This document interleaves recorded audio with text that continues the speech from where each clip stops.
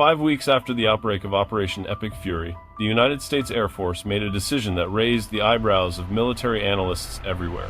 They urgently deployed an additional 18 A-10 Warthog attack aircraft to the Middle East. This move brought the total number of A-10s in the region to 30. Nearly one-third of the remaining strength of this aircraft platform is now crammed into a single theater of operations. Why is this so unusual? Because the U.S. Air Force has spent the last decade trying to kill off this exact plane. They called the A-10 a relic of the Cold War, a slow, aging, non-stealthy machine that belongs in a museum. Congress agreed, and the retirement timeline was set. Yet, right now, instead of flying to the massive boneyard in the Arizona desert, these A-10s are heading straight into one of the most dangerous and complex combat zones on the planet. Why does a superpower possessing billion-dollar stealth fighters have to call upon a 50-year-old veteran? The answer does not lie in firepower, but in a deadly blind spot that no 21st century computer algorithm can solve. Look down at the Strait of Hormuz from an altitude of 3,000 feet. This waterway is only 21 miles wide at its narrowest point, yet it carries a massive maritime traffic jam on its back. Beneath, you are over 3,200 civilian vessels, oil tankers, container ships, barges, passenger ferries, and thousands of small wooden fishing boats. And lurking somewhere within this chaotic crowd are the fast attack craft of the Islamic Revolutionary Guard Corps, IRGC. The adversaries' tactics are highly deceptive. They kill their engines, pull plastic tarps over the rocket launchers on deck, and paint the hulls in a faded navy blue, identical to the surrounding fishing boats. From the air, looking through state-of-the-art, multi-million-dollar infrared sensors, machines cannot distinguish intent. A cold engine block on a concealed attack boat looks exactly like a cold engine block on a trawler.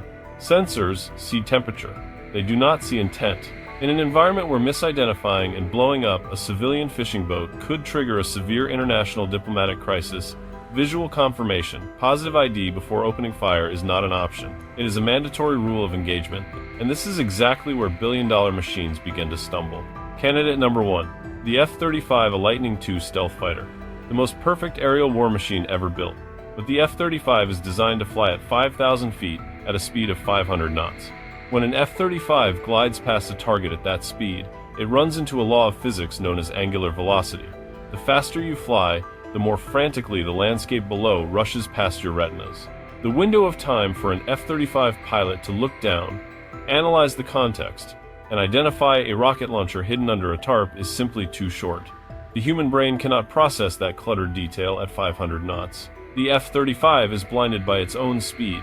Candidate number 2, the MQ-9 Reaper drone.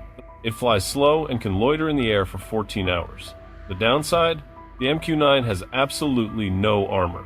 A single 12.7mm anti-aircraft machine gun round is enough to tear this $2 million machine apart.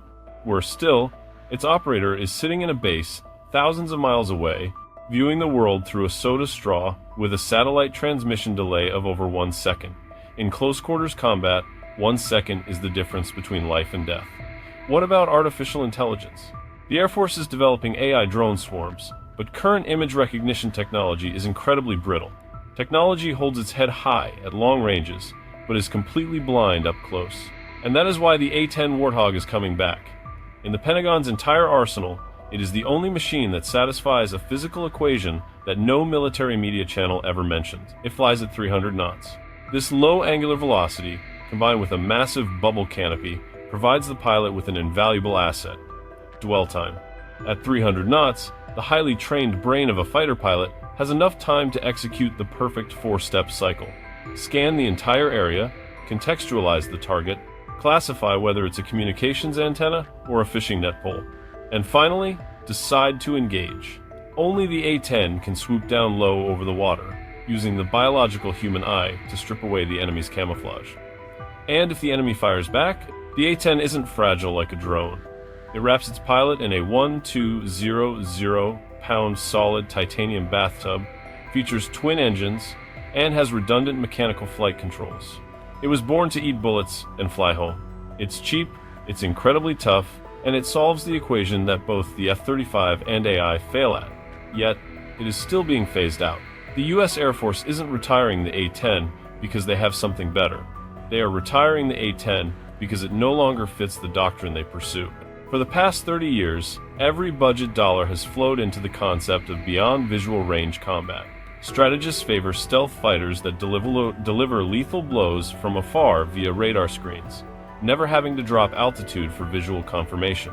The problem is, the war they are preparing for is not the war they are actually facing.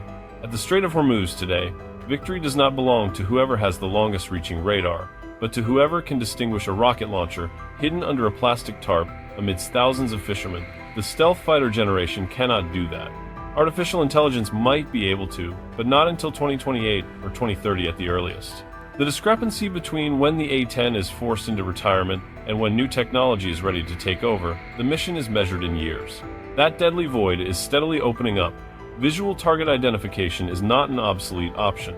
It is a harsh physical requirement. And when the U.S. Air Force deliberately ignores that law of physics to chase doctrine, the price paid on the battlefield will not be measured in dollars, but in lives.